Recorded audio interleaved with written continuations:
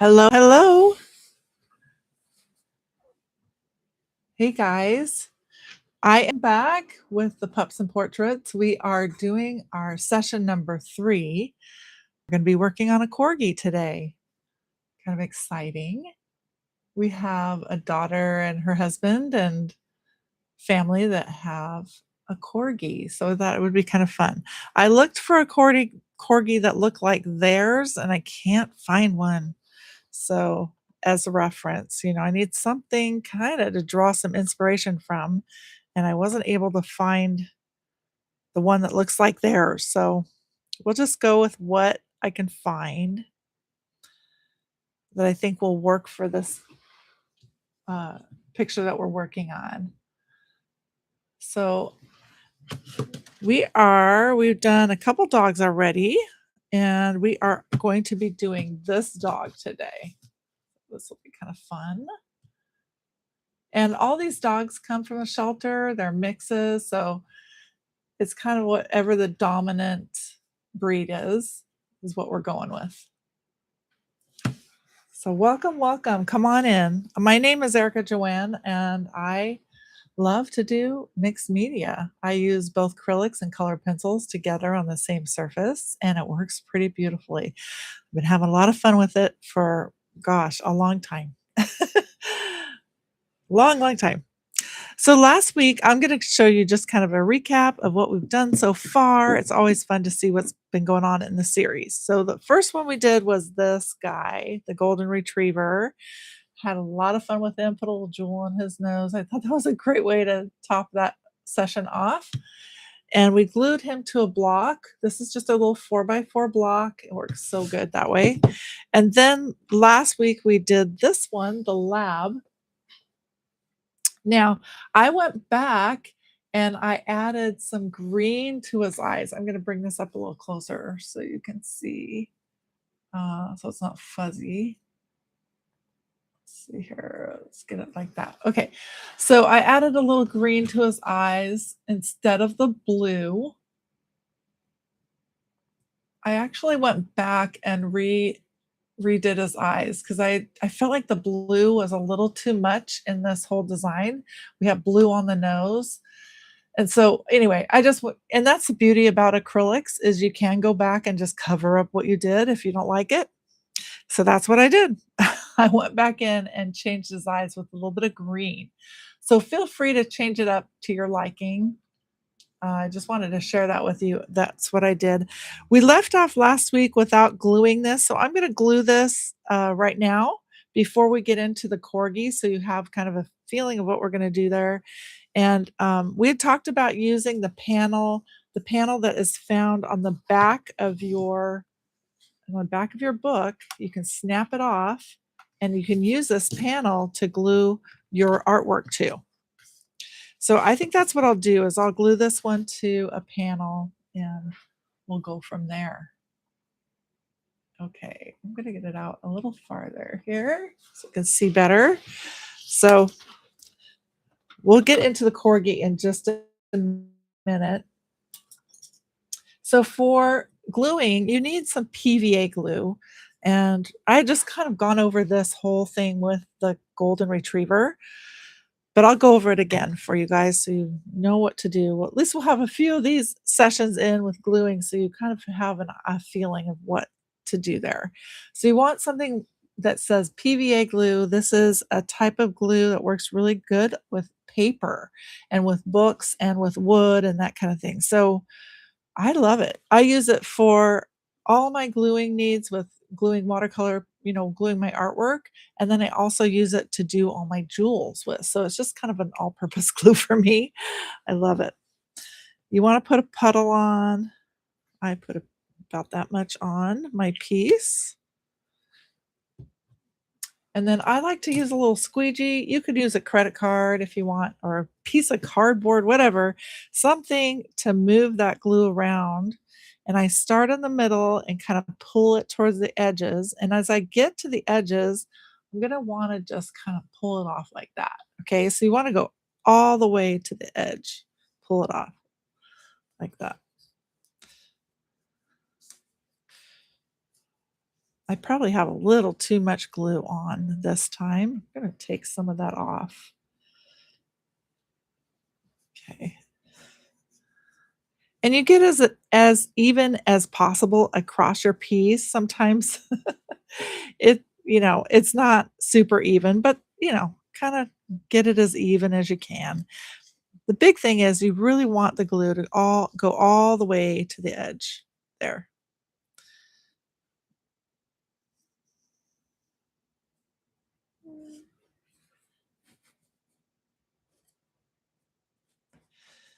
Okay. Now we'll pick a winner amongst the comments. The winner will receive an pattern of their choice. That's a digital pattern on our website of your choice from we'll choose someone from the comments near the end of this video.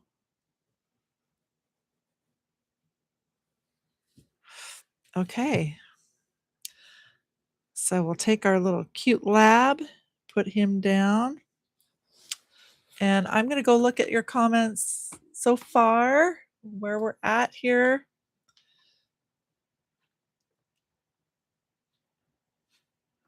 Okay. We've got a few of you watching. Hi, Cheryl. Welcome, welcome. Robin, welcome. All right. So it takes a little bit for this process to happen, the gluing process. What happens is your glue has moisture in it, your watercolor paper doesn't.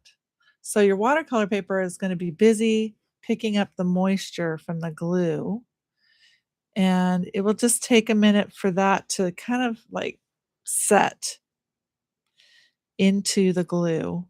And a lot of times, the watercolor paper, you can kind of see it will start bending up because it's taking in some of that moisture, and the watercolor paper will bend and warp a little bit. So, over that process, you're just going to keep pushing it down. Eventually, it will stay.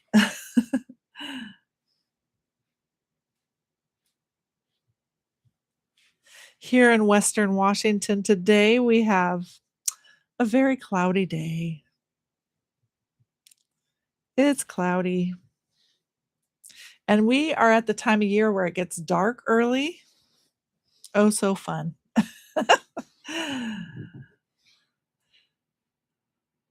So we just have to make our own brightness during this time, our own sunshine. Artwork is definitely my sunshine.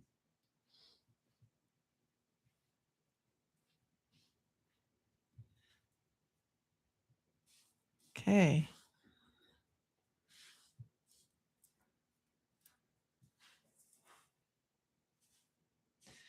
Keep pushing it down. Just be patient with this process. Eventually, it will stick really good, and then you can turn it over and let it just cure for a few hours before you move to the next step. But this is super important that you get it to the point where it's stuck and it's not going to move. Because if you turn that over and it's not stuck yet, what's going to happen? Disaster. What will happen is your artwork will shift. And then when you come back to see it, it's going to be all shifted and skawampish on your piece of wood. So you don't want that to happen. So this is really important to be patient with this process. Yep, artwork teaches you patience. Okay, so while that's doing its thing, I'll keep coming back to push it down. You just wanna keep adjusting it, making sure that it's on there the way you want it to be on there, that it's, you know, sitting straight. I wanted to do a little, bit of advertisement for you guys so you can see what's going on in the rest of our world here in Paint and Pencil. I have some certified teachers that are teaching, and I wanted to share some of the designs that they're gonna be teaching at some painting conventions coming up in 2026. There is a painting convention in Portland Oregon, and it's actually right there at the airport. It's at the Embassy Suites there in Portland. And I don't have the dates exactly in my head, so I can't tell you the dates, but I can tell you the website to go look at. So if you're interested in attending a really fun painting convention where you can take classes from a variety of teachers that teach different mediums, I highly recommend it. It's called the Portland Decorative Painters Expo, and they call it PDPE for short, or PDP Expo for short. Yeah, it's right there in Portland. And one of my teachers, Bobby Reddington, will be teaching. I'm going to show you her piece that she'll be teaching. She has actually two pieces. So this one is one of them. I'll pull this out here so you can see it better. There. This is Amber. What Autumn 8? Oh, I gotta remember what the name is. Oh my gosh. Hold on for a second. I'm just gonna pull up the website.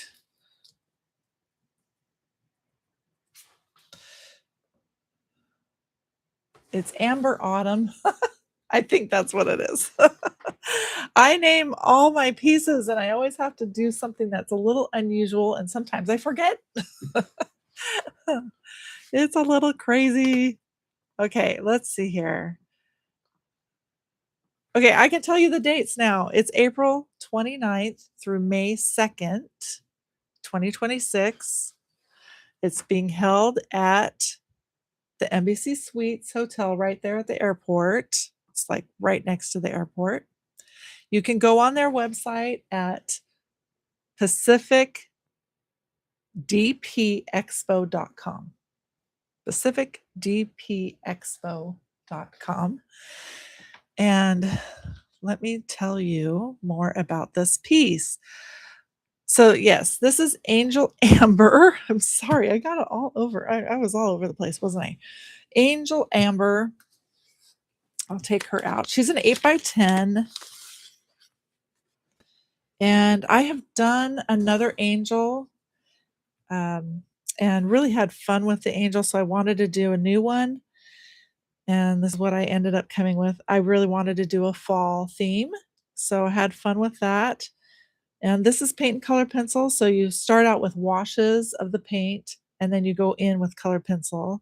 And then at the end, you add rhinestones for your sparkle and also some glitter. I don't know if you can see the glitter effect going on, but there is some glitter going on. So yeah, that is going to be taught in person by Bobby Reddington at the Portland Decorative Painting Expo. So well worth your look into that if you are interested in going to a painting convention. It's really fun. If you've never been, you got to go at least once. And if it's near you, you really need to go. It's so fun. They have a variety, like I said, of teachers that fly in from all over. There's even teachers that come in from other countries that teach. There are lots of different types of classes, oil classes, acrylic classes, color pencil classes. And then I happen to create mixed media, which is paint and color pencil together. And we have certified teachers that are teaching a lot for us this year. I'm pretty busy with my schedule, so they are doing a lot of the conventions this year. So this is one of the classes that's going to be taught. If this is something you're interested in, please look into it. Bobby would love to meet you. She's a great teacher. The other one is this one. I'll show you in a second.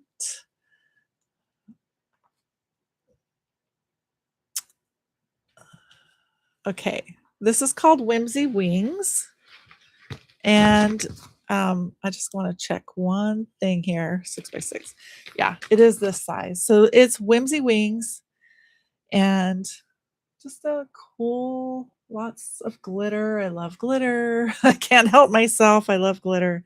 So anyway, I have a lot of fun. This is kind of a watercolor washy look with a butterfly. I thought that would be fun to do a spring type design. So that's coming up, you guys. If you are interested in painting in person with a teacher, one of our teachers. Also, we have a teacher that will be teaching at the Oregon, well, excuse me, hold on. Back up the truck. The OKC, that's what I meant to say. OKC Painting Convention. And it's in Kansas and it's amazing. That they put a great convention on too. So she's going to be teaching Primsy Parade. This is the design that she'll be teaching. This is actually, you can make it so it's removable and put a new piece on top of that. So this is interchangeable for different designs like that. Okay, so Primsy Parade. Heather Vickery, one of our teachers, will be teaching that at OKC. We have other classes at other conventions that are coming up, and I'll just have to get you up to date with those next time I'm on next week. I'll do that. I didn't want to take too much of my time showing you, but I did want to show you some of this work that's coming out. It's so exciting to be able to show you some of the new designs that are coming. So Heather Vickery will be teaching this at OKC, and that is called the Painting Palooza, and really a fun convention. Lots of wonderful teachers there too. You won't go wrong in attending these different conventions. It's just really fun. And if you haven't done it before, you've got to experience it at least once. It's so fun. So what's neat about the conventions too is you can go in, and when you go to take a class, your piece is already prepped for you. So you can get started right into the fun stuff. So did you say is that one in Oklahoma City? This one's Oklahoma City, OKC. So it's in Oklahoma. Oh, Oklahoma. Did I say Kansas? Kansas. Oh gosh. Check with you. I'm having fun today, aren't I? Okay, so this is in Oklahoma. OKC. This is in August. I forgot to say that too. And I'll give you a date here. It's the Painting Palooza in August. OKC. And this is Heather Vickery's class. And I'll give you a date here. Is August 9th through 15th. Okay. A lot of people will attend these conventions and they'll go with their friends and meet up and share a room so it's not as expensive. They'll sometimes meet with family members. I've met mothers and daughters that meet up and go to conventions and take classes together. I just think it's such a wonderful way to get out and do something with a friend or a family member. Just a wonderful thing to do. Even if, and some go alone and just enjoy that painting time together. So let's check our piece here. It's getting to the point where it's starting to stay down better. And so I'm just putting my full hand on it. You can take a piece of plastic wrap and put that over it. In fact, I think I'll do that. Grab my plastic wrap, knock a few things over. Okay. I have the sticky plastic wrap, so sorry for the noise. Okay. So you can just put this over it and that will keep it clean. We'll just keep going there. Okay. I also wanted to tell you, just give you a little FYI that we are doing an art subscription box for 2026, and it's a 6-month subscription, and that closes after this Saturday. Saturday is your last day to sign up, and then we need to close the doors to that group. But I just wanted to just give you the heads up that is closing. If any of you were considering being part of that you need to get on and get signed up. There are still seats left. You can sign up, but Saturday is the last day. It is for the Whimsy by the Sea, and the theme is The Little Mermaid. So we're going to have a lot of fun with that. We're actually reading the original Hans Christian Andersen Little Mermaid, and it's loosely the projects will be loosely based upon that story, kind of just a little bit. It's like reference to me and kind of inspires me in my artwork. So I love following a book that way, and a lot of our whimsies love to read too. So it's kind of fun to do that. I just wanted to give you that heads up. I'll show you some projects from this last year, 2025, our art subscription. I'll show you some projects from that so you can kind of get an idea of what we have done in our art subscription boxes. They are super fun. You make new friends. There's so many perks about it. You're getting everything at a discount. Um, it's you get, videos, they're recorded, you get all your brushes, paint, pencils, supplies that you need, all the surfaces, your e-patterns, um, full color pictures that will be in your boxes so that you have something physical to look at. And then, like I said, the wood pieces and everything is etched with the design, so it's just so much better, I feel, to have the design etched onto your piece. So I'll show you what we've done in 2025 so you can kind of have an idea of what that's all about. This one, we did Secret Garden this last year, 2025. And so all the projects were based kind of with that in mind. And this is one of them. This was called the Fairy Hideaway. And we all imagined what would be in our secret garden. And some of us said fairies, some of us said peacocks, some of us said a little creek, a chair where I could read my favorite book, shade trees, you name it. We all had our our treasures of what we'd want in our secret garden. So the idea of a fairy in the secret garden just really appealed to me. So that's how this design came about. This is called the Fairy Hideaway is what it's called. And this is interchangeable, so you can take the piece out. This is done on watercolor paper. And then you can frame it if you want it on a different piece, or, like if you want to just do this for a friend, you could frame it like that, or you can put it back into your little interchangeable frame. And we have another piece that also fits into this frame and looks really nice. It's actually the hideaway door, which is the door to the secret garden. So that also is in there too, fits in there. We're working on that right now, actually, as we speak. We also did another fairy. So we had a couple fairies going on this last year. This was Fairy Florel, which kind of goes with the idea of fairies in the secret garden. Another project I did with the Whimsies was this one, Moorland Fox. So I thought of the moors and what that would look like. And I always imagined kind of a fox in that area and a fox amongst the flowers. So you can see we've done a few fun projects. It's been great. And we enjoy each other's company. It's just a whole lot of fun. So if you're interested in that, the doors close on after Saturday. They close after Saturday. I will send out a couple emails this week. In fact, I'm going to send out one today to let you guys just a little reminder that those doors are closing. And then I'll send you out another reminder right near the end. Okay, this is coming along good. All right, so what you're looking for is just to make sure everything is down nicely onto the wood. And you can see that just took really well.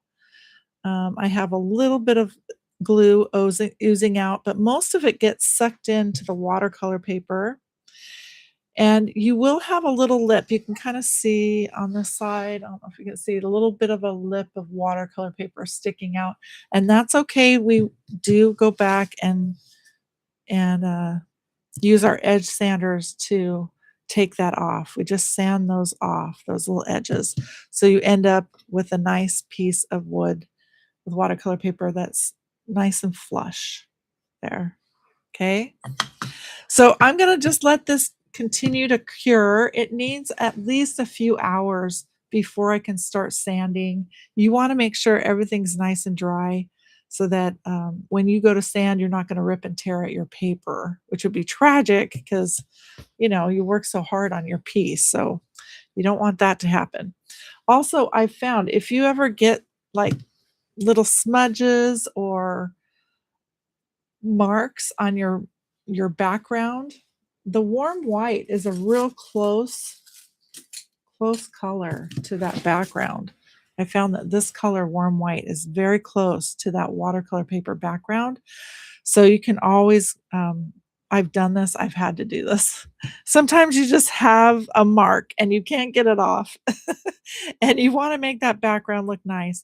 So I've had to do that. You just go around and base coat the background with warm white. It's very close to that color. Okay, back to our Corgi. I'm going to check and see if we have any comments. Let's see. Well, hello, everyone. Hello, Gail and Verdi and Linda and Charmaine. Hello. Nice to see you, Ion. Welcome, welcome. I'm just chatting. Sometimes I feel like I'm talking to myself, but I know you guys are out there. You're there. Okay, I just brought it in a little closer. Okay. So now you can leave. I say this every time. I'm just going to be repeating. I'm just like a broken record. I'm going to be repeating a lot of things. So you can just keep this piece of watercolor paper in your book if you want this to be kind of like a scrapbook or a journal, an art journal. You can keep the piece of watercolor paper in there and decorate it if you want. Or if you want to glue it to wood like I did with the other piece, you can take it out. Or if you want to frame it, you can find like a little 4x4 frame.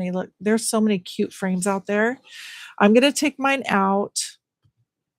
There are 2 of each design in here. So you notice there's another Corgi right there.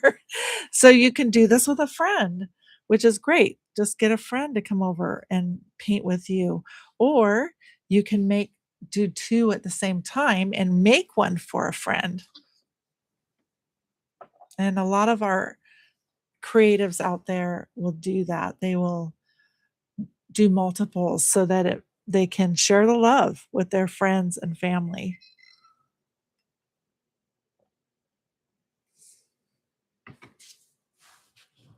So I'm going to set this aside. And just a reminder, these are available on our website. Our daughter, Aubrey, she created these drawings. She works at a shelter, and these are all dogs that she took pictures of at the shelter. Yeah, it's available on our website. Okay.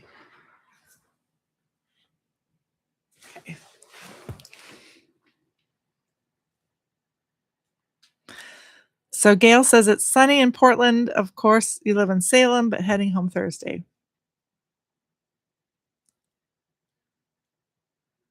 I agree, Robin. Robin says, I don't think the sun should go down until 8 p.m. all year round. I totally agree. We'd have so much time in our day. Would be nice. Would be nice. I agree with you, Linda. Aubrey's dogs are so cute. So cute. Okay. If you guys are interested in what we do, you can always go to our website at erikajoanne.com, ErikaJoanne.com, and sign up for our email list, and you'll get emails on a regular basis that let you know what's going on in our neck of the woods in the way of colored pencil and paint together. So we call it paint and pencil. Okay.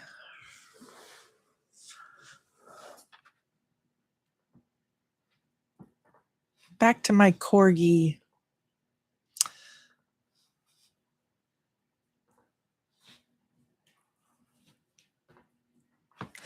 So I found a Corgi in here that is black, brown, and white, and I just love it. It's so cute. So cute. So I think I'll just kind of go off of that. And like I said, this is a mix. So like it feels like there's a little bit of Corgi in it, and that's so we went with that. But it is a mix. So let's start out with our brown and get the brown areas done. And we will probably go ahead and do some of the white areas with our warm white, and then we'll do the black areas. So I'm using the Josanya colors. If you are on our email list, you will receive emails that have the list of colors that we're using throughout this book. There is a palette that we're just using for all the pages. So it's on our emails. It's also on our website. So if you go to the website, you can find it there. These are Josanya colors. They're artist quality paints. They are similar to a watercolor gouache. They work both opaquely or transparent. So we can use them to make something opaque, just like I showed you with some of these paintings that I've done, like this one. This is all done with the Josanya colors, but I've done it opaquely. So everything is nice and dark and it's layered that way. Or you can use your paint in a transparent way, like we've done with these dogs.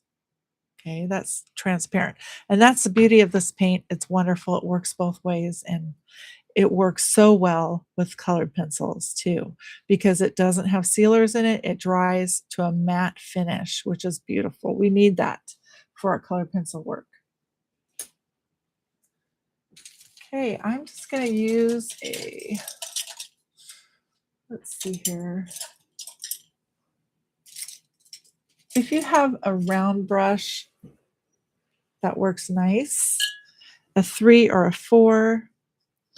I'm going to get my paint to be more transparent. And this is really kind of a little too brown. I like it to have a little more yellow in it. So I'm going to add some of that Naples yellow hue that's on the list. Like I said, if you want to do these projects with me, you just get these colors that I've mentioned, and you can use them for all the projects in the book.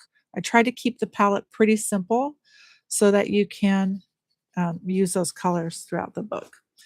So this is a little light. I'm going to go back and add a little brown. I want it to be, like that color. It's kind of like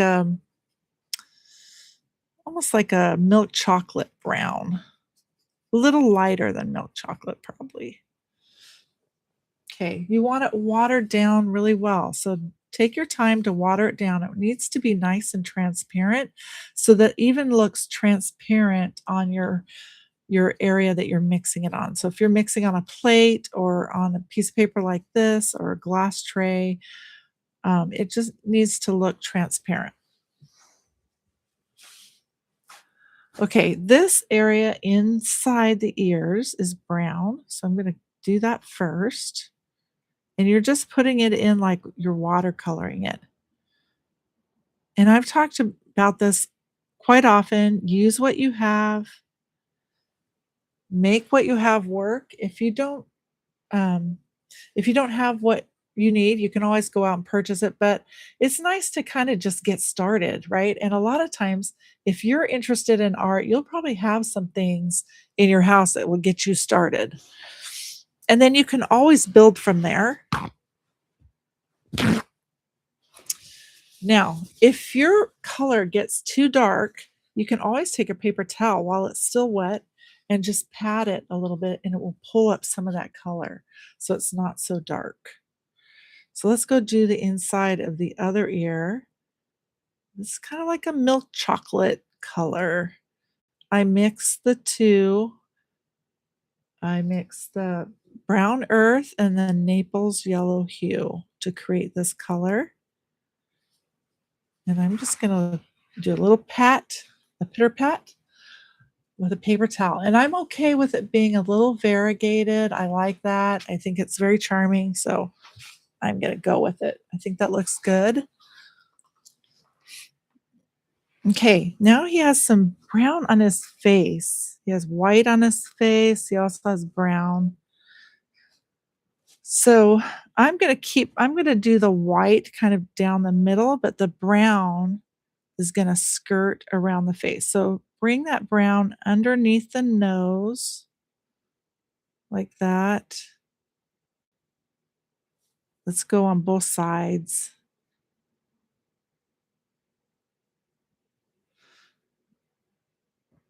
Okay. And then we're gonna bring it kind of down here in the jawline area. Now my paint is starting to go a little dry, so I'm gonna grab a little more water in my brush, mix it in with my paint.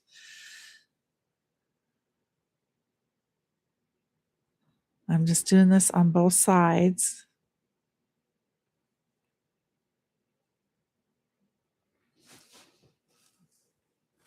Okay, let's bring it like this. I'm kind of creating my own lines a little bit. So I don't want all the white to come down there on the sides of the nose. I want a little bit of white on the top of the nose. So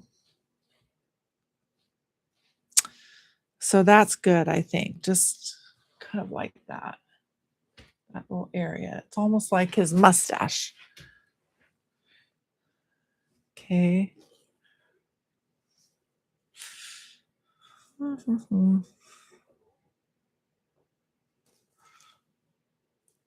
I'm gonna put a little brown right in here above his eyes. Just a little like that. And the rest will be black and white. So I'm gonna bring some of that brown down into this area underneath his mouth.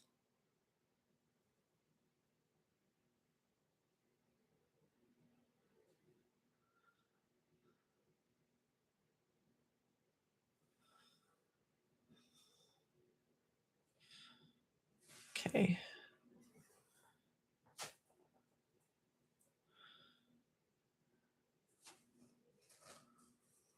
Okay, that's good. So just kind of do an imaginary line around, underneath his mouth. That's what you're going to cover with the brown.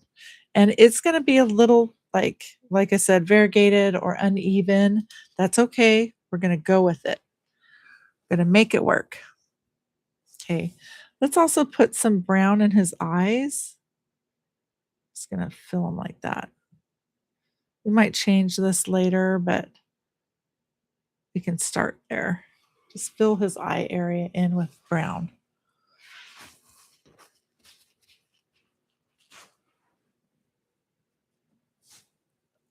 Now I'm going to bring some brown down into his legs, not a lot. It's going to be kind of a mix of brown and black. So we'll just add a little bit to each leg.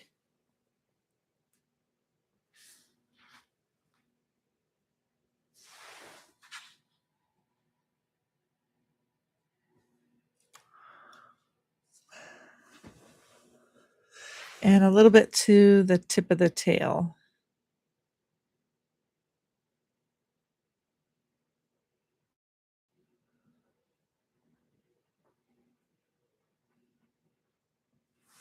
Okay.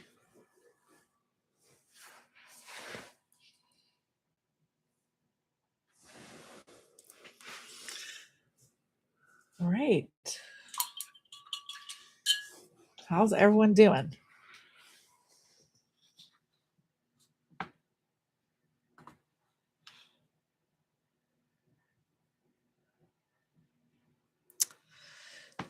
So I'm going back through the comments, and Gail is asking, do you know what the make and takes are? We are working on those, so it's not out there yet. Bobby will be doing a make and take. She's just going to do one. So it won't be like we've done in the past, but yeah. So, right.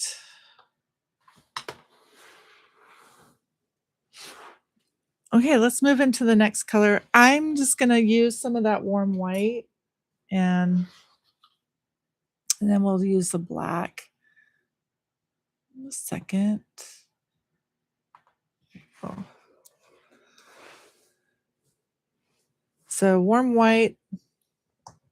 I'm probably going to even take some of the brown and add it because I want it a little darker so I can highlight it later. It's kind of fun to do that. So let's take our warm white and mix a little bit of brown with it, just so that we have a warmer white. Okay. And then we can always go back in and highlight it when it's darker like that. All right. So I'm going to bring that light color down the bridge of the nose, and I've really watered it down. It's more transparent. It's coming down the bridge of the nose and ending up at the top of the nose there. Okay. And then I'm going to pull this white down into this bottom area, but I want it more kind of on the chest. So we'll have some coming out the sides here, the white fur.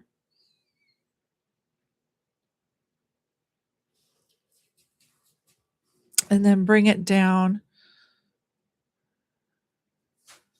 to the bottom area of that chest, but leave some of that open. We'll put some black in there. Okay. And then let's bring some down in the bottom of the feet. And you can overlap your brown a little bit. Just throw some in at the bottom of the feet. Okay. I think that's good. Let's see, anywhere else. I would like it to be right at the chin, just a little light area right at the chin. We will go back and highlight all this in a little bit. Just stay with me. We'll get there. Okay.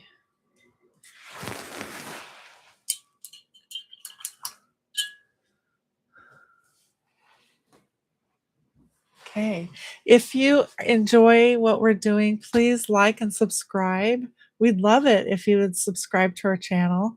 We are going to be on every Tuesday at 3 p.m. Pacific time. I'm going to really try to be regular about this. And so you'll be seeing me on a regular basis. If this is something you love to do, please subscribe and like our channel. Okay. Now let's see, we've got carbon black.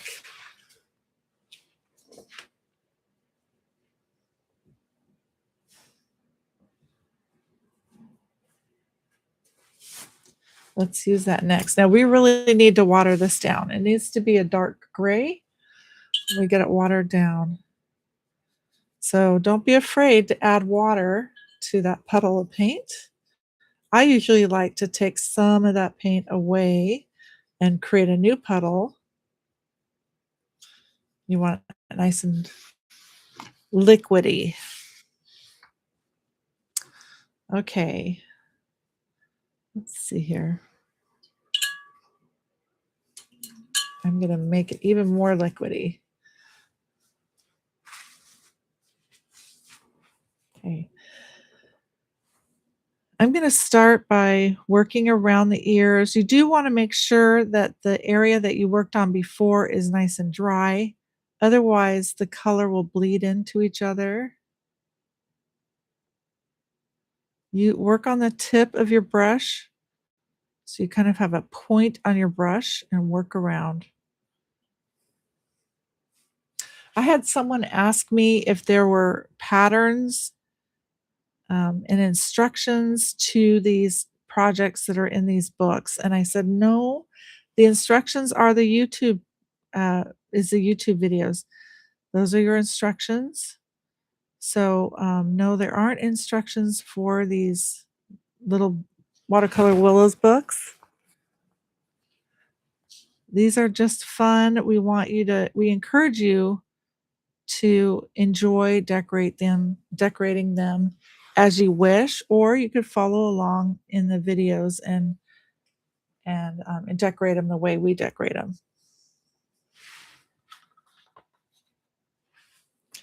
Okay, come down into this area. We're going to bring the black in all the areas that are not painted. So bring it down like so.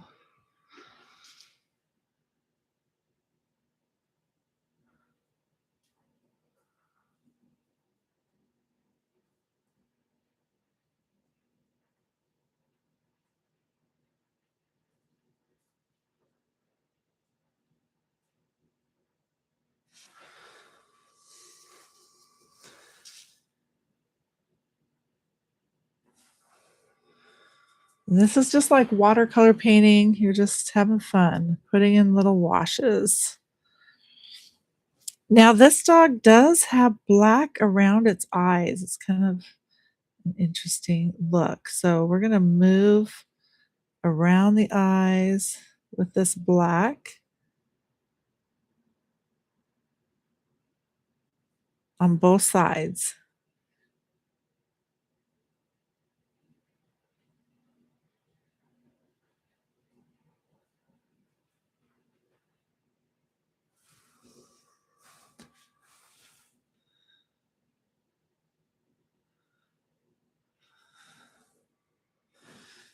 We also have a black nose. Go ahead and put that in.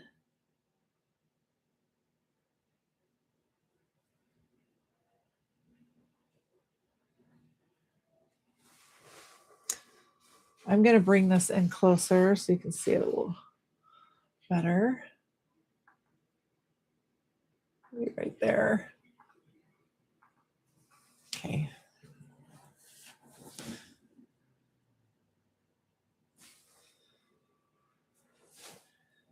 And then we have a tongue. We're going to do the tongue with some of our rose pink, but around the tongue. And also he has teeth in his mouth, so we want to move around the teeth. Just work on this kind of outer lip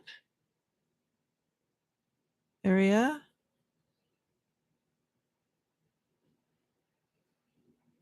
And then we'll leave that part. I'm going to put a little black on this side too. Kind of skirt the left side with some black. And we will come back and do the tongue with a rose pink. He's coming together, isn't he? He's looking cute. He's got potential.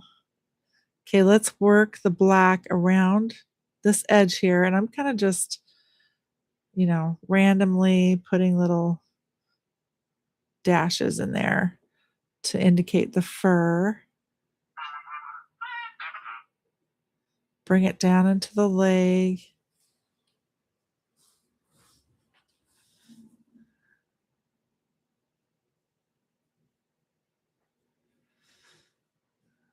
Can bring this one down. And then we're going to work on the other side.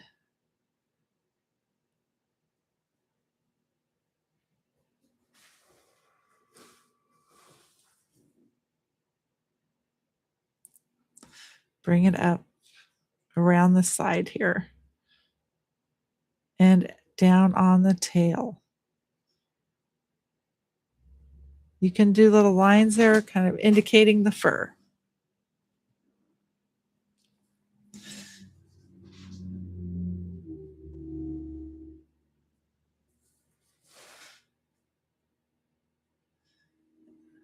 If you want to go back and deepen some of the color, you can. We will do some of that with our color pencil too, just so you can do that later. Just know you can. Okay.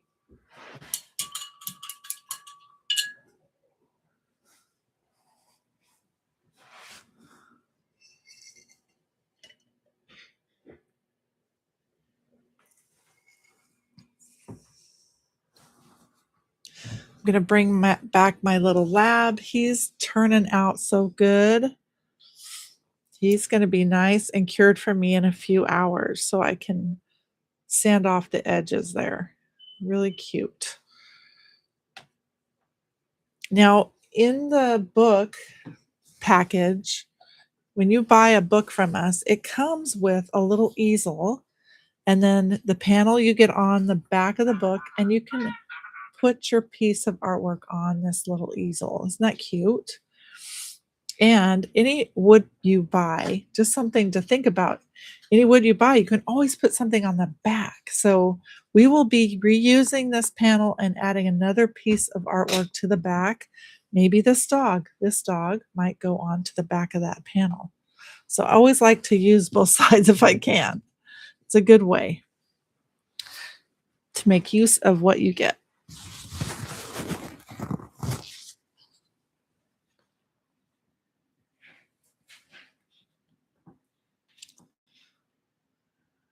Okay.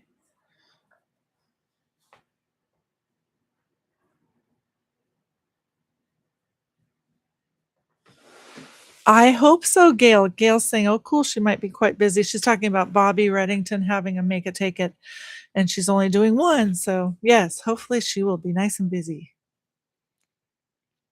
Oh, I'm good. I'm glad you'll be coming back, Charmaine, to paint later. Hello, 1205.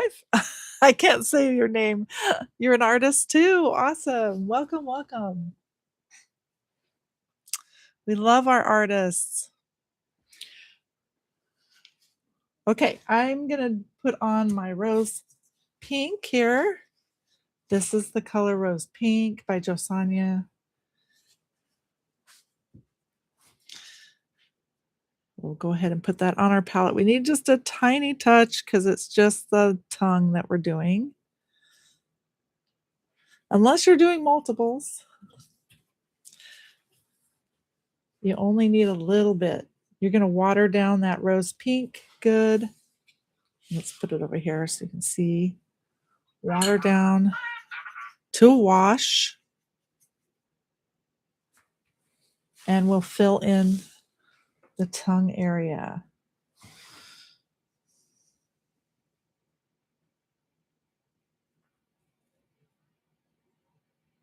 We're going to avoid those teeth. We want the teeth to be white. So just the tongue.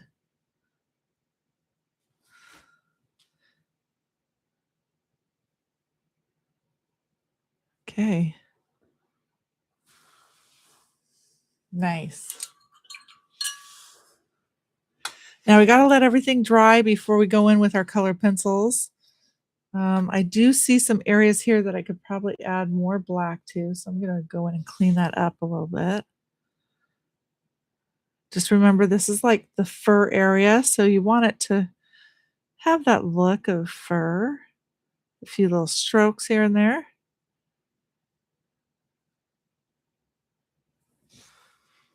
Okay.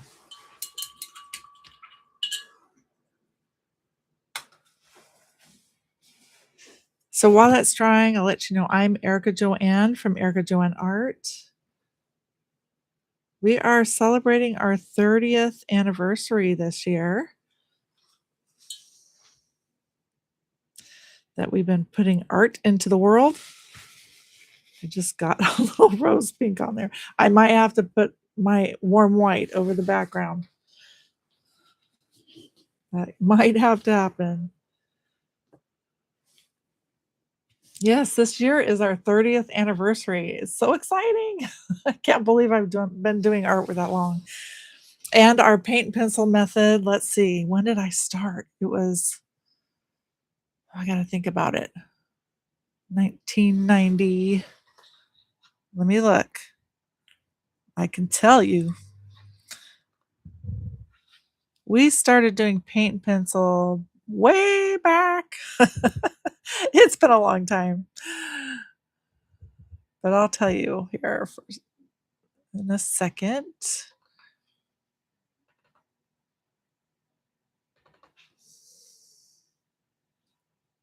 2001 is when I put my first project out there that was paint and color pencil. It was on a piece of wood. It was actually wood that was cut out to look like a mouse sitting on a spool of thread. And one of those, those remember those tomato looking pin cushions? So he was sitting next to a tomato looking pin cushion.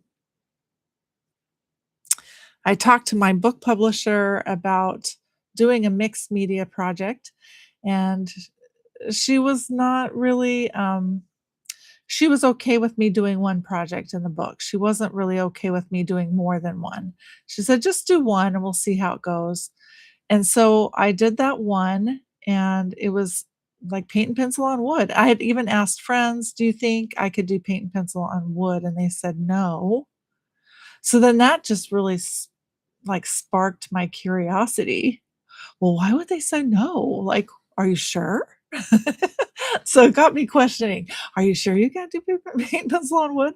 So I had to try it, of course, and see if it would work. And so I started testing it on different surfaces and kind of came up with my own. I mean, I know other people do this kind of mixed media thing, but this was new to me. And I wasn't copying anyone, I was just discovering it all on my own. And so I was just having fun learning how I could kind of stretch this mixed media technique. How far could I go with it is what I was doing. And so I tried it on tin and paper and wood and everything I could think of, and had so much fun with it. And I've just kept developing it ever since. And I've been really having a lot of fun. So I haven't left it. I've just kept doing the mixed media since 2001. I did get a little discouraged. I can tell you then, back then, 2001, when I had that project in the book, I never heard one peep from anyone about what they thought of that project. I don't know, maybe no one even tried it. It could have just gone out there in La La Land and no one even tried it. So I thought, well, should I continue? I don't know. I don't know if there's gonna be any interest in this, but I loved it so much that I thought, well, I'm just gonna do it because I love it. So I did, and I started creating more pattern packets and doing more things like that and trying to get it out into the world by my own little meager self, and didn't have much success. I'll put it that way. I just kept trying though, and but I enjoyed it. I enjoyed what I was doing, so I just kept going with it. And eventually I decided to start, um, really just kind of pushing that. That was all I was gonna do. I was doing acrylics, just purely acrylics before, and then I decided to kind of really move over, and I've never left it. I've just had so much fun with it. So, anyway, it's an ode to continuing on with something you love, and eventually, maybe you'll get interest. Maybe someone will like what you do. So that's why we're here, where we're at now. Okay. I always get glitter on everything because I got glitter like all on my workspace. Okay, so let's bring it on our color pencils. Let's see what we can do with that.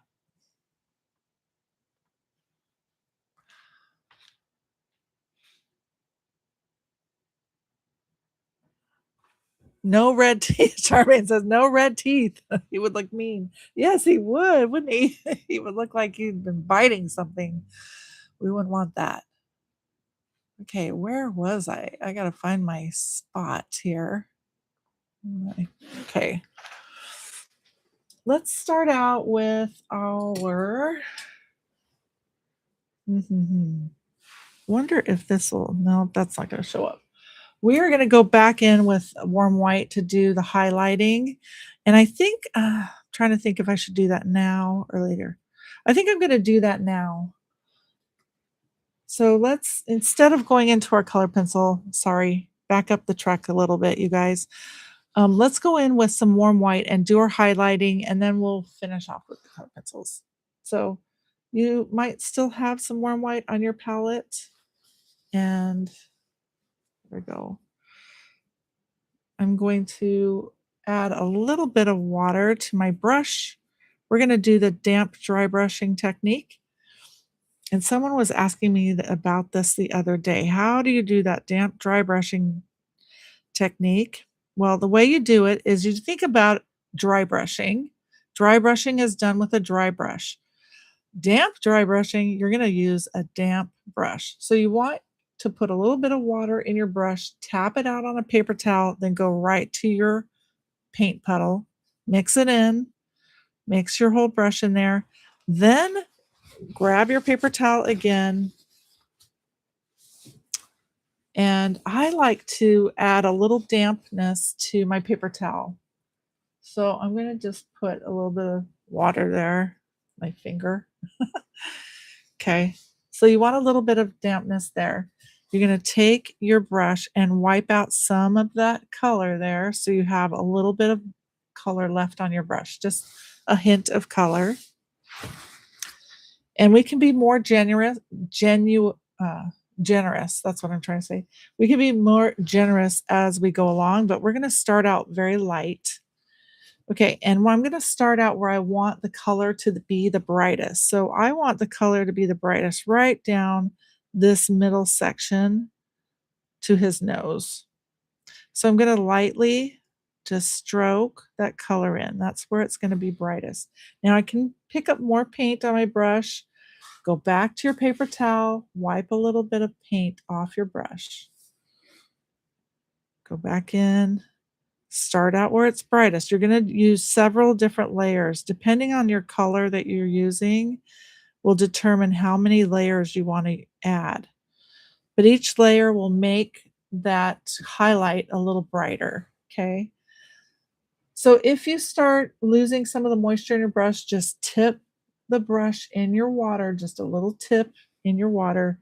Go back to your warm white puddle, back to your paper towel. So there's like 3 steps there. And you're reloading that brush to brighten it. Go back where it's brightest on your piece and add your highlights. You're just adding nice little light highlights using your damp brush and just a tiny bit of pressure, not very much on your brush. And as you come down, you're going to loosen up the pressure on your brush, and also just naturally, some of that color is going to leave your brush, and so it's going to leave kind of a scratchy look. Now that's where the dry brush kind of comes in. That dry brush, whole idea of dry brushing, that's where that comes in. Okay, so I think I need one more layer at least. I'm going to take that paint in where it's going to be brightest. I really want it bright on that bridge of the nose because I want that nose to feel like it's higher than the rest. Okay, so that's where it's brightest. That's the most paint right there. Up into the forehead. And then let that paint just kind of naturally scratchy. There's a scratchiness to it as it comes down because you're losing paint from your brush. It's just going to naturally kind of fade into the background.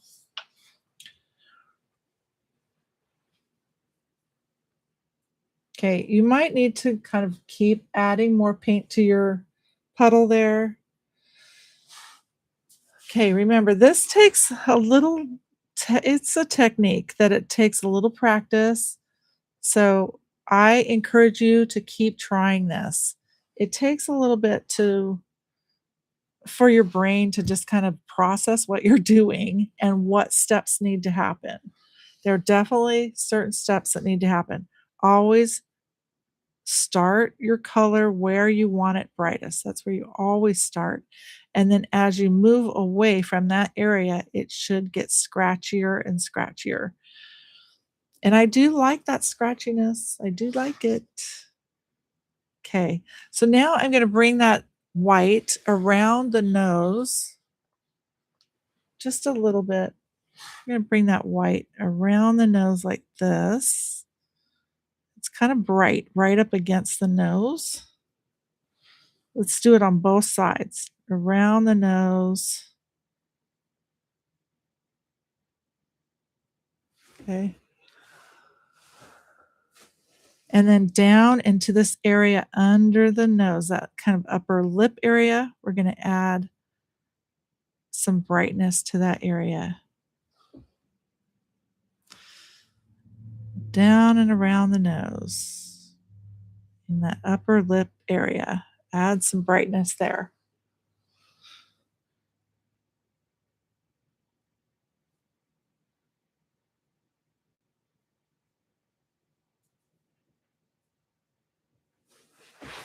Okay, so it's brightest, from the forehead down the bridge of the nose, and then kind of around the nose. It's nice and bright right around the nose, and then fades off over this way and fades off this way.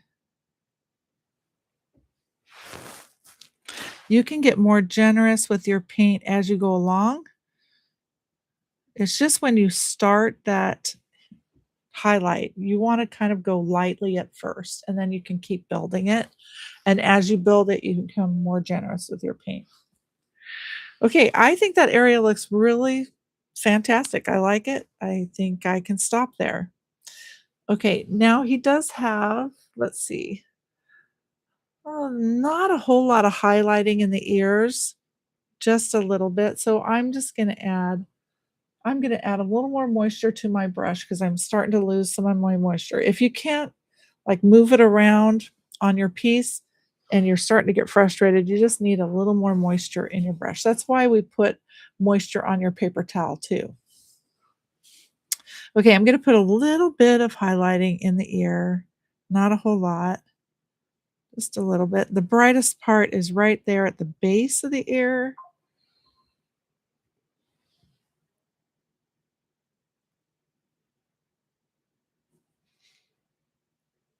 And then let it gradually soften as it goes up from the base of the ear.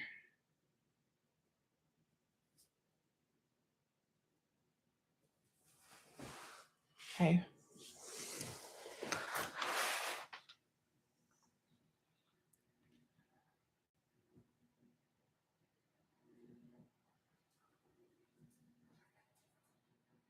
Thank you, Cheryl. Thank you. I'm so glad I stuck with it too. There were some times I was thinking, what in the heck am I doing? Why am I doing this?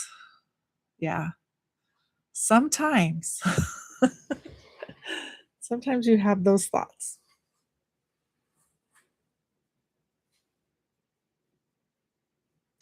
Okay. Let's see. Let's do some white down in this area on his chest. And I'm going to add a little more white to or a little more moisture to my brush because I'm always needing to add that moisture. Okay, it's going to be brightest right here in this area. He actually has some brightness right at his chin area. So I'm going to put that in. This almost looks like a sheepdog to me. I don't know. I keep thinking Australian sheepdog. Am I just dreaming that up? I don't know.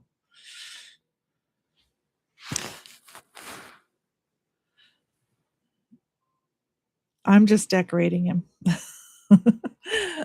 I don't know what I'm going to end up with.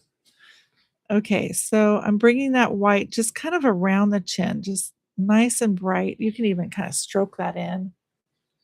Okay, and then we're going to carry that white down into this chest area. He could be a Corgi.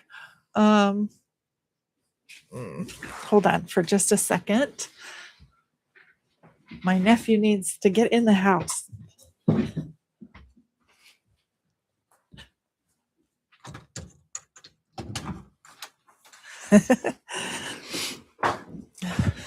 Hey there.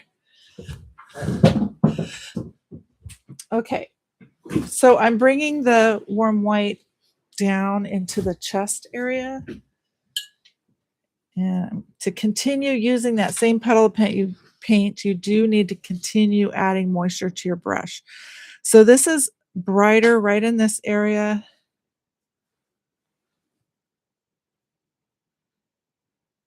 Right here. Okay. Now I want to just give you guys a little, I want to tell you that these books are just for you to have fun. They're watercolor books. They're just supposed to be enjoyable and have fun. If this is a little too much for you or you feel like, oh, I can't do that, don't feel bad. I want you to just enjoy the process. You can color these books with pens, with colored pencils, with just watercolor, with paint, whatever you want. I just want you to be creative, have fun with it. It's all about, just having some practice time every day. They're small little projects on 4x4 pieces of paper. And it's just all about kind of practice and having fun. So if you're not mastering what I'm doing right now, please don't get discouraged. Just enjoy the process and know that the more you do this, the better you will get at it. I promise you, the more you paint, the better you get. It's just all about experience, you know, the more you do something. If you were to make a cake 20 times, let's say you wanted to learn how to make a chocolate cake. The first cake came out like a flop. It didn't work. You tried it again and you did that cake 20 times. Do you think by the 20th time you would be a little better at it? I think so. You would. There's truth to that. The more you practice, the more you try, the better you get because you learn as you go. It's true. You learn as you go and you pick up little nuances of information that you might not have picked up the first time you tried it. So give yourself a little room to learn and grow and enjoy and have fun and just use it as a fun art practice. These are fun little watercolor books, and that's what they're for. We really wanted to create something that didn't have like specific instructions of how to do them. We just wanted you to enjoy and have fun. So maybe you are decorating this dog, but you want to do it in pinks and purples and yellows. That is totally okay and fun, and we love it. We totally applaud you in that. So I just did the chest area. See how I'm just kind of adding layers and having fun adding that warm white to the chest.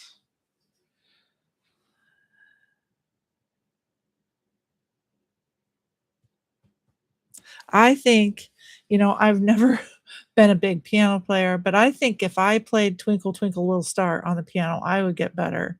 The 10th time I did, I'd probably get better. So there's just, like I said, I'm going back. There's truth to it. It's true. You get better as you experience something over and over. I remember talking to my daughter, Aubrey, who created this whole dog. She's the one that drew this. Um, I was just marveling at how she could draw horses one day. I was like, oh my gosh, Aubrey, you can draw horses so well. Like, where did you learn to do that? Where did that come from? And I told her, I cannot. And she could draw them from memory, like just whip out this horse from memory. And I told her, I have never been able to just kind of draw something from memory like that. And she said, oh, mom, if you do it 50 times, you get it memorized. You totally memorize it. You could do it, mom. You just have to do it like 50 times. So I was like, "You are so right and clever." I hadn't thought about it that way, but it's so true. Try drawing something 50 times. You're gonna get better at it. Okay, I'm putting a little bit maybe at the end of his tail here, just a little few strokes there. I put some down at the bottom of his toes, kind of the tip of his toes.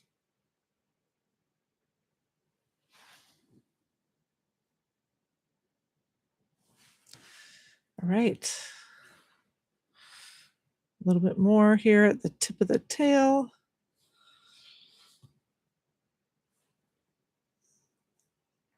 Okay. I think that was smart. We got those highlights in, so we're nice and established for working our color pencils next.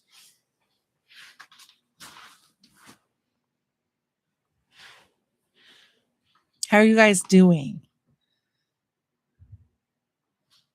Okay. Boop, boop, boop. You get to listen to my soapbox. My soapbox stuff. All right, let's go in with our um,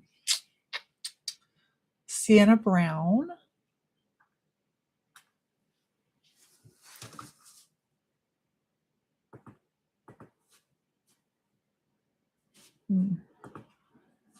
Go. So you need the sienna brown pencil. This is the Prismacolor Premier. They are wax based and a soft core of wax. These are great pencils. The price point is nice. It's not too expensive, and yet you get a nice quality pencil. Now these are not the Scholastic Prismacolor. They are the Prismacolor Premier. There's a difference. The Prismacolor Premier have more uh, pigment packed into the wax. And you are working with wax, so just that's something to kind of note. And this, like I said, this core is soft, which makes it fragile. So as you're sharpening it, you want to be careful. And as you're handling your pencils, just be careful with your pencils because that core can break on the inside if you're not careful. Okay. Something to know. All right, let's start up in the ears. Now I want a sharper pencil than this. This is pretty sharp, but I want it a little sharper. So I'm going to try to get that sharper. Okay, I'm going to start at the base of my ears with a little bit of this color, just a little shading. And I'm going to have more on the sides where it's brown. And I'm using a little bit of pressure right next to the black. Okay.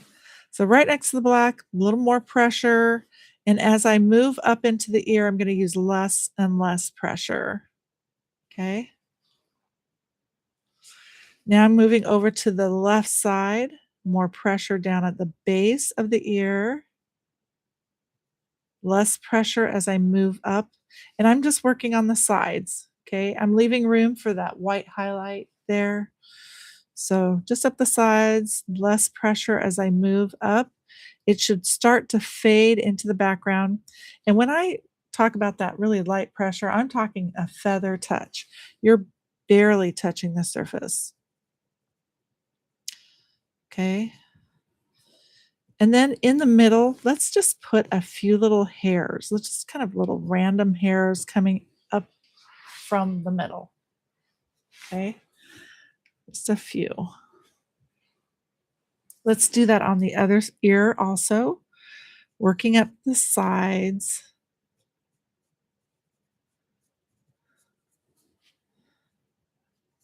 Little more pressure down at the base of the ear because we want it darker down there. Less pressure as we come up the sides. And then let's just put a few little random hairs coming down or in the center of those ears.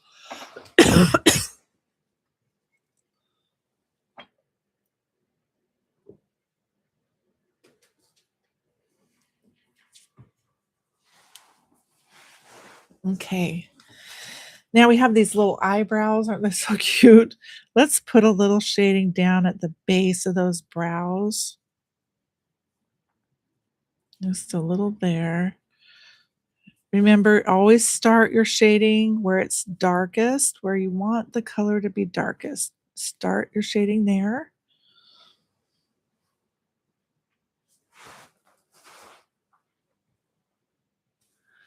Okay. And we're going to not worry about the eyes right now. We're going to go in those with black. So we'll just not worry about those. Let's go to the edges where it's brown. I'm just going to work on the edges of the brown, do my shading there. And then as I move towards the middle area of the brown, I want less pressure. So less and less pressure as I move into the main brown area. Let it fade. So darker up against the edges.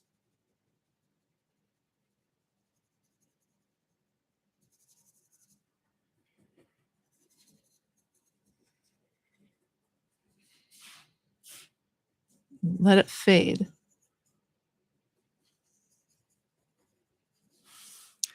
Less and less pressure. Okay, we can bring some hair out the sides here. You can be somewhat conservative about it, but you put a few hairs coming out the edges there. Okay.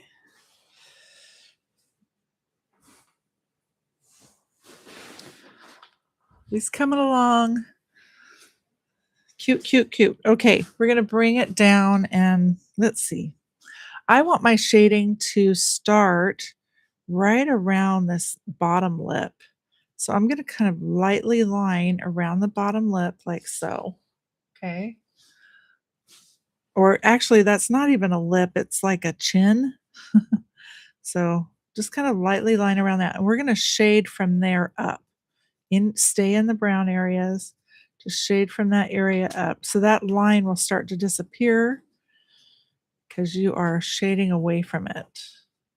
Let the shading go up from there.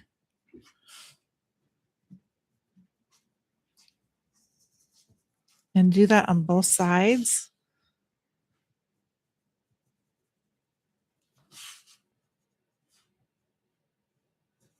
There.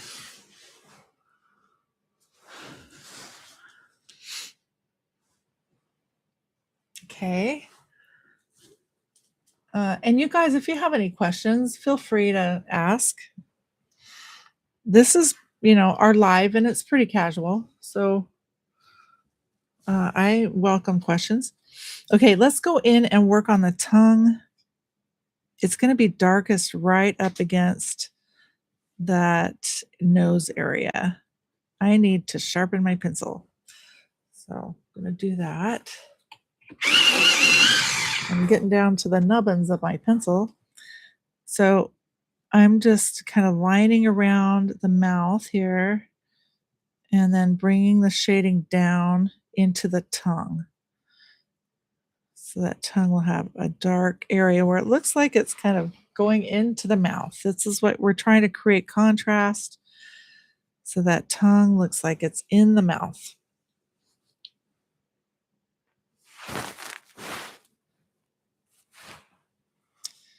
Okay. I think that's pretty good.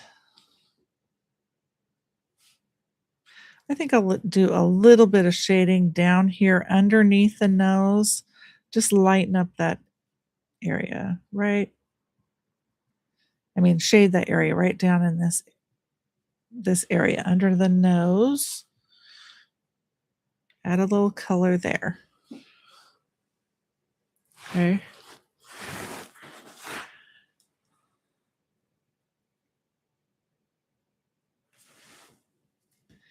Okay, this white area at his chin, let's shade the edges of it. So just a little bit. You're just taking your pencil and lightly stroking over the edges. And that's enough. You still want to see some of that chin but the edges can kind of fade into the brown. Okay, now we can take this brown and just kind of bring in some little fur lines, just coming down into the white area. Just little random fur lines. They can be moving in different directions. So what I'm doing is I'm making it so that line starts to disappear and it becomes more just kind of random looking as far as when it starts and stops. Little fur lines. Okay.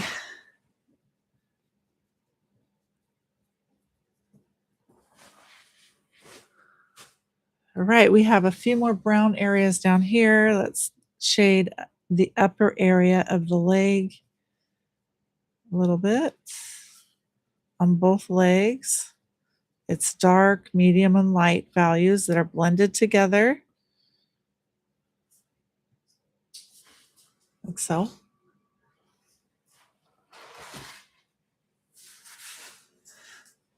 If you're interested in what we do here at Erika Joanne Art, please like and share our channel and subscribe. We love it if you subscribe. That way you get notifications of when we're on. I'm trying to be on every Tuesday at 3 p.m. Pacific time. Okay, now I'm going to go over to the tail and work on the tail that way. Just underneath the black, you're shading from the black area down into the tail.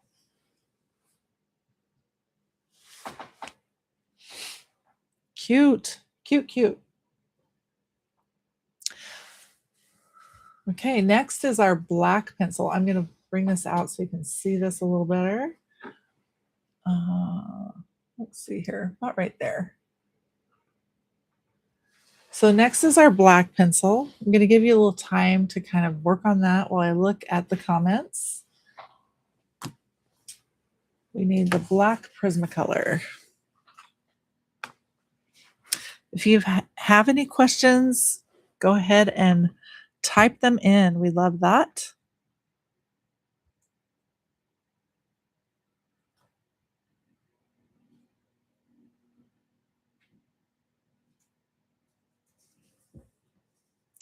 Well, I might have a question for you. So what is your favorite breed of dog? Do you have a favorite? Or maybe what is the dog that you currently own? Do you have a dog in your home? Would love to hear.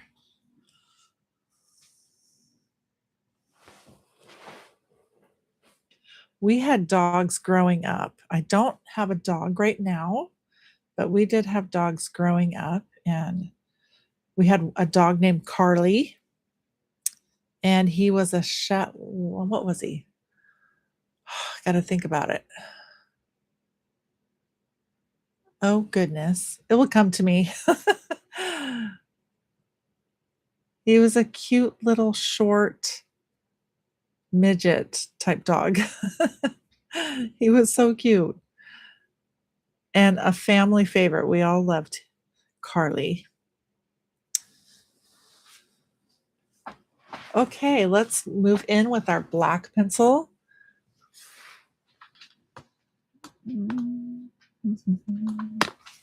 We're going to start at the tips of the ears. That's where we're going to be darkest, is right at the tips. So you want to put that color in pretty darkly.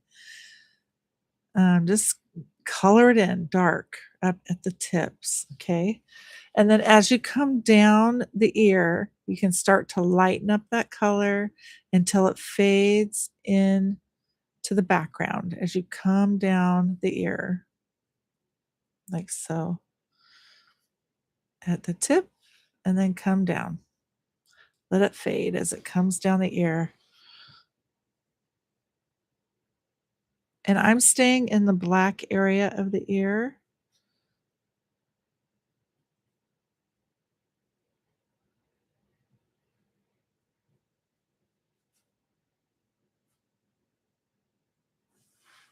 Okay.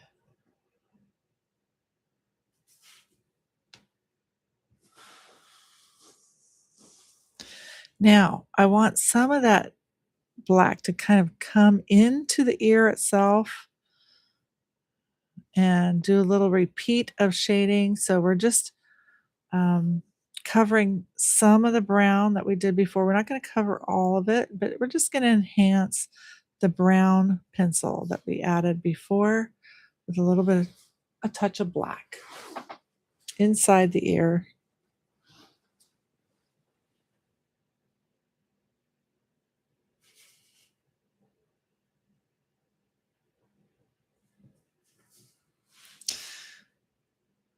Okay. Now where we added those little lines for the fur, I'm going to sharpen my pencil and we're going to stroke a few more with the black pencil. Remember to start where it's darkest, so it's going to be right at the base of those fur pieces. I'm going to bring you guys in closer again. There we go. Okay. So right in there, that's where you want it darkest. Okay. And then let's pull in some darkness right kind of at the base in the black area on the sides, right in here. You can just kind of color in that area on both ears, the sides of both ears.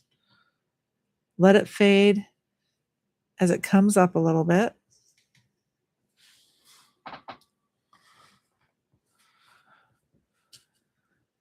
Okay. And then I'm going to shade from there down towards my eyebrows. And it's going to be darkest up by the ear. And then as I come towards the eyebrows, I'm going to lighten up my color a little bit.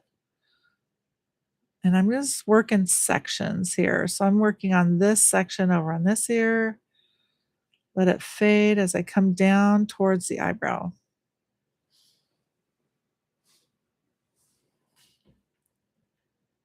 And then above the little white highlight on the eye, on the forehead. That's what I'm trying to say. And then same thing. So it's dark right up against the base of the ear and let it fade as it comes towards that eyebrow. Shade towards the eyebrow.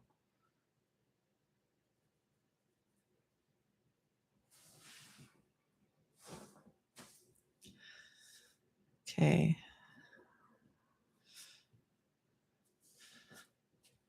Now let's go under the eyes. Let's make it nice and dark under the eyes and let it fade up from around the eyes. So as I move up around the eyes, let it fade. Do the same on both eyes.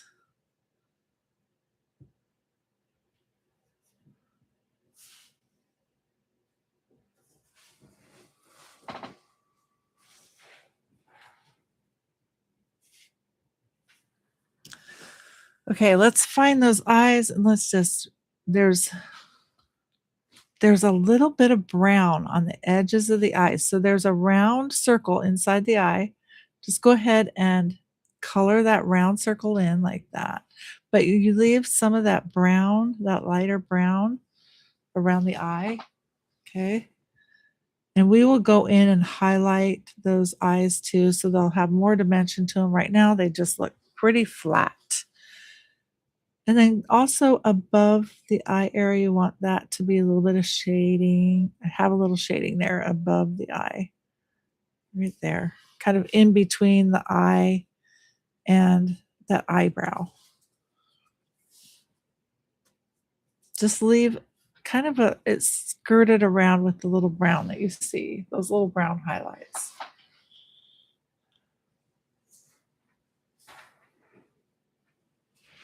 Okay.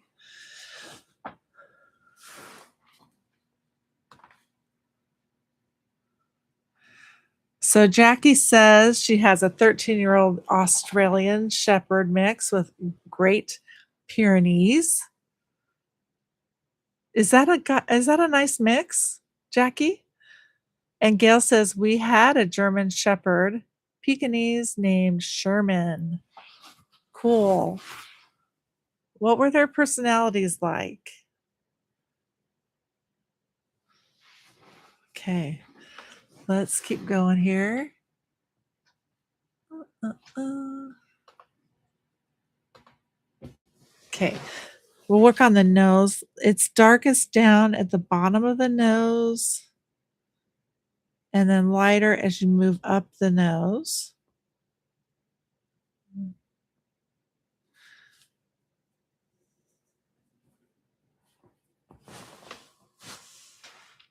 It's hard to see those nostrils, I think. I'm not even going to really worry about them. I'm just putting the black in with a little lightness at the top of the nose.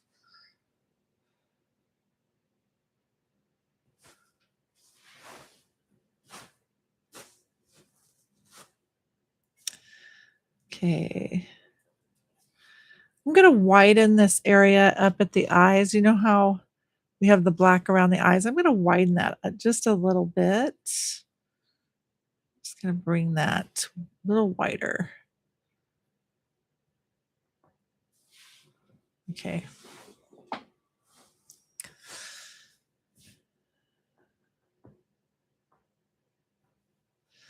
And then you can pull some of that black down into the brown area, just like little fur lines, so it blends kind of into the brown.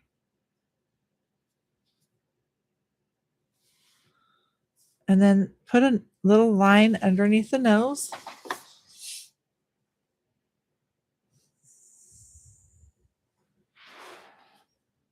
A nice little line there. And then connect that underneath the nose. There's like that lip area. Go ahead and connect that and line around the lip.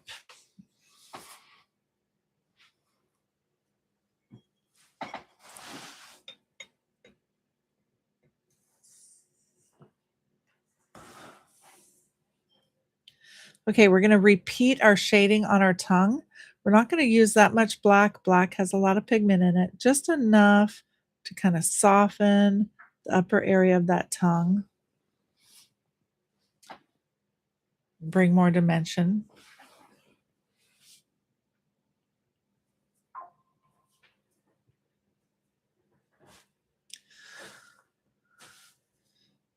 And then let's go ahead and color around our teeth with the black, deepen that color.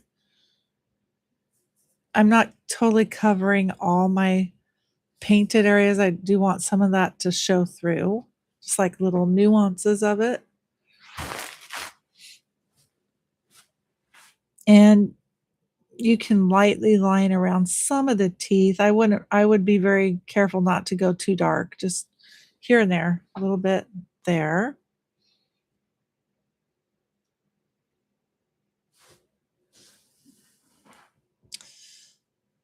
And let's kind of thicken this black on the sides.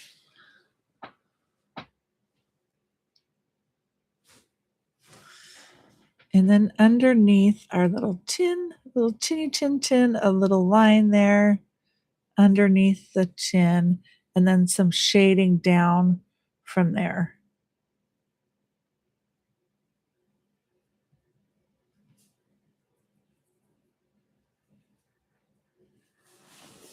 Just to kind of soften that area.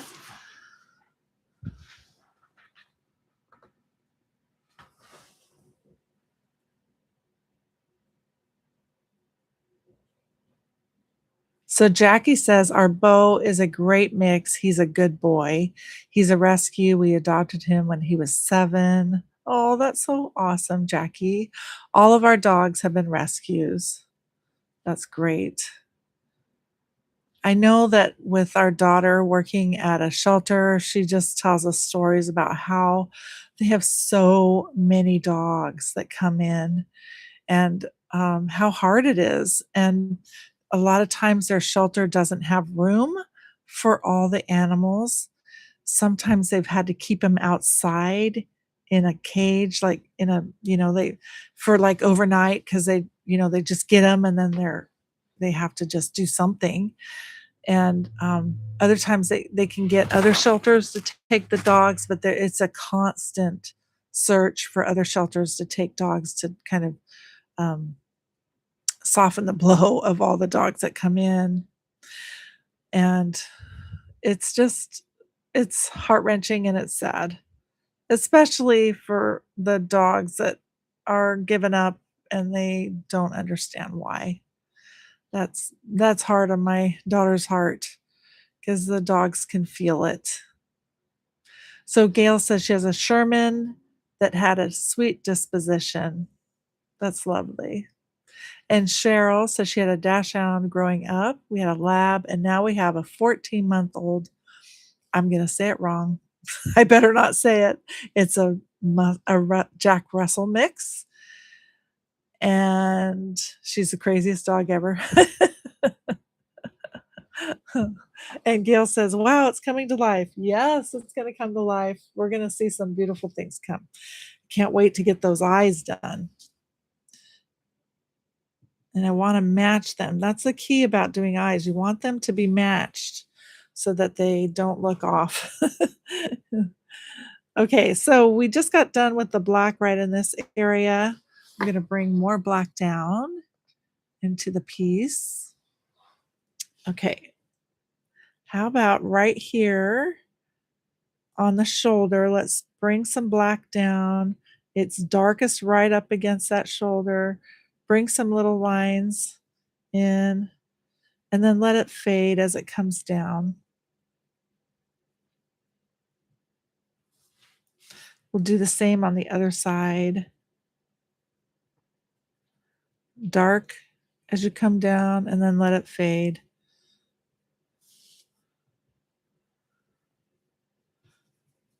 You can kind of help that fur along by adding little lines.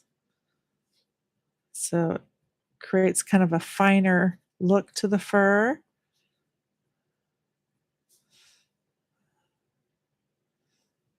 Okay, let's bring the darkness down here. I'm kind of skipping this area and then coming down into the foot and adding some dark sections of fur down into the foot.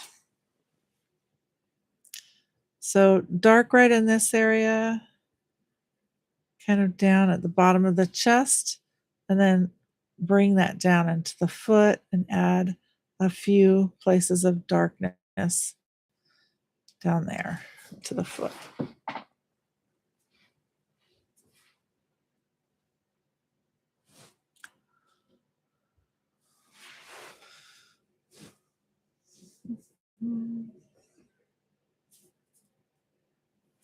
And then let's just lightly line, just skip your line along, lightly line around that leg. I mean, very lightly. You guys don't want to overpower it. And then bring that line up around kind of the bottom area of the body there. Okay, so let's do some shading on our tail. We're going to bring some lines down into the brown area. And then lightly just skip that line along around the edge of the tail.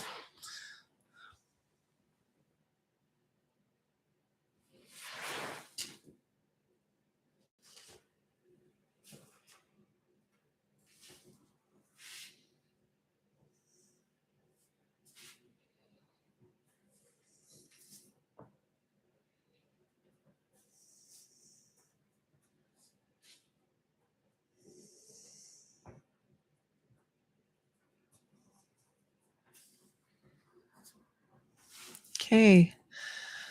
I'm going to go in. I feel like I do need something right in here with the black. So I'm just going to kind of go and add a little bit more fuzziness to the edges there. with the black, just a little bit.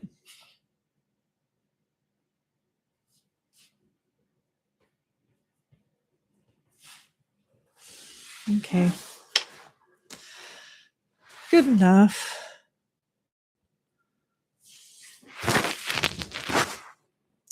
All right, let's work on those eyes. I think that's really all we need to do is get those eyes done and a little highlight on the nose. I would like to highlight the eyes with brown this time.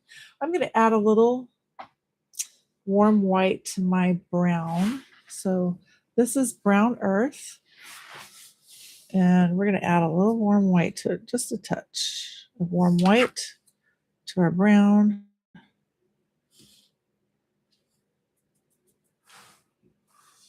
Okay, so it's a little bit lighter.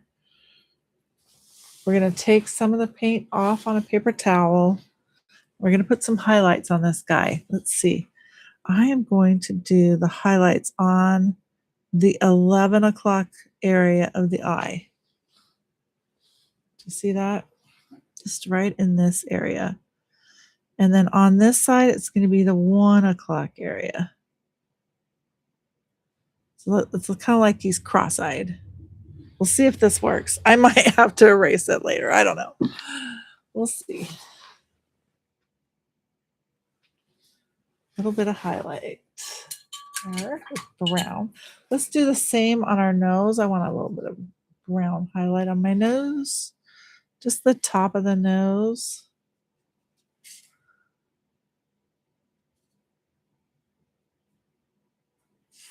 Like so.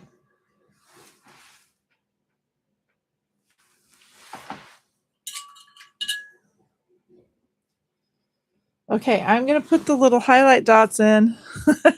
If it doesn't work, we can always try again.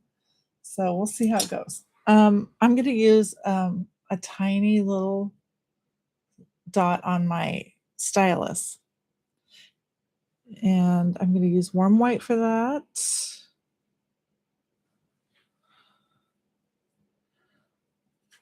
Add a little bit of moisture to your paint so that it is a little diluted, so it's not so strong. That way, when it dries, it doesn't dry to a chocolate chip point. It's going to dry flat. Okay, we'll see if this works.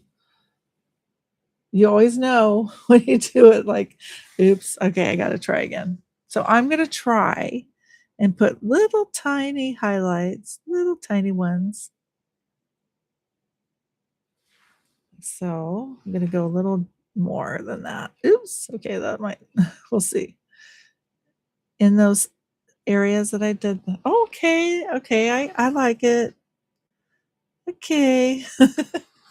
So he looks a little cross-eyed, you know, the light is like coming straight on him. So those little dots are in the intersections of the eyes. Now this one is a little brighter and just a tad bigger.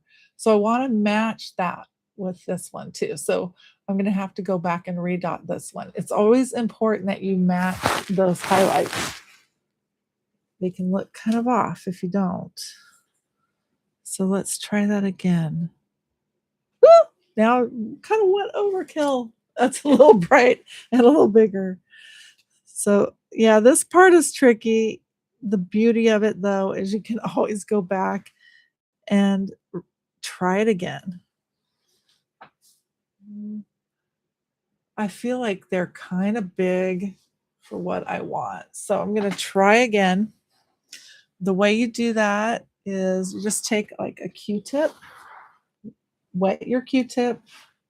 So I have a little bit of dampness in my Q-tip, and you just lightly tap on that highlight until it comes off. Just lightly tap on it. Okay, let's try this again. Let's try again. I'm gonna see. Sometimes it's just about preparing your paint better. So it takes a little more time and prepare my paint. You want a nice little puddle with diluted warm white. It's not like super diluted, but it's enough that it's got some flow to it. Okay, here we go again. I'm going to use a different stylus this time.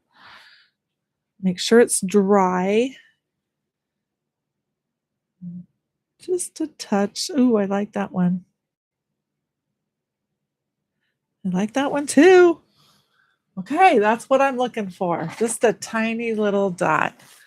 That's your highlight. And then I think I really want more highlight in my eye. So I'm going to do something. I'm going to put a little white on the side here. A little warm white right there. I might have gone over too much. And a little here. So right underneath the eye, just a little tiny, there we go. Brighten it nice and bright. It might need a few little strokes to get it nice and bright. Okay.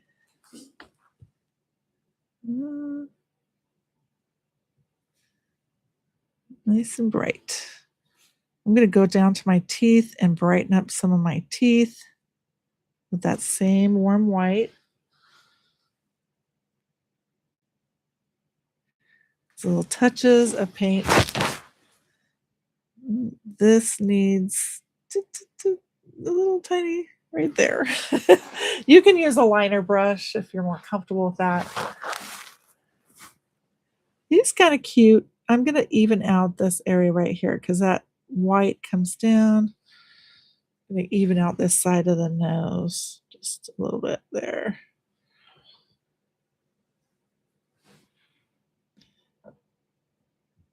He's a whimsical dog.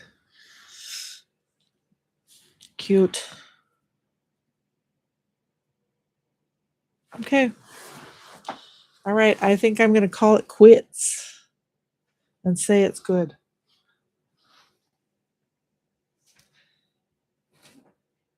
Everything I do is a little whimsical. Oh, I forgot about the highlight on the nose. Let's do that. Need just a little highlight across the nose. It can just be little touches. Need a little touch. There we go. Little touches on the nose. Okay, okay. This is where the rubber meets the road, right? The artist usually will continue playing, and sometimes it's hard to give it up. Like we just want to keep going and keep playing until we get it just right. All right. I'm gonna give it up. It's good. He's a happy one. He's happy. That was fun. I enjoyed practicing that piece with you. I hope you did too. I honestly don't know what type of dog this is. I was shooting for a Corgi, but I don't know. He doesn't necessarily look like a Corgi to me. So you guys can decide what you think. He is kind of handsome, isn't he, Linda? I like that. All right, I'm going to choose a winner from our comments. Thank you for hanging out with me today on this live. We will be back next Tuesday, 3:00 Pacific time. I'm going to randomly pick a winner. And I have got Gail Butler. Gail Butler, you're the winner today. Thank you for hanging out with us. You can choose an e-pattern of your choice from our website at erikajoanne.com, erikajoanne.com. Check out the e-patterns on our website. Send me an email and I will get an e-pattern right off to you. So choose which one you like. Thank you for being on, Gail. It was good to see you online. I love it. All right, you guys. See you next time. Till next time. We have 3 dogs done now. I'm so proud of us. 3 dogs. It's great. So thanks for hanging out. And just remember our subscription box, the last day to join the subscription box is on Saturday. This Saturday is the last day to join if you're interested. All these come from the Pups and Portraits book. It looks like this.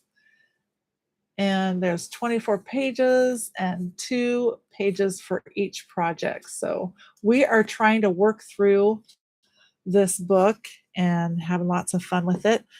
I think our next get together, let's see, I just got to make sure. Yes, our next get together next Tuesday, we're going to take a little break from the dogs. And next Tuesday is going to be a Valentine's project. So be watching the emails. If you haven't subscribed to our email list, go to our website to subscribe.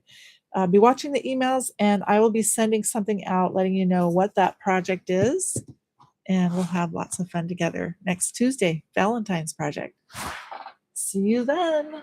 Ta-ta for now. Toodles.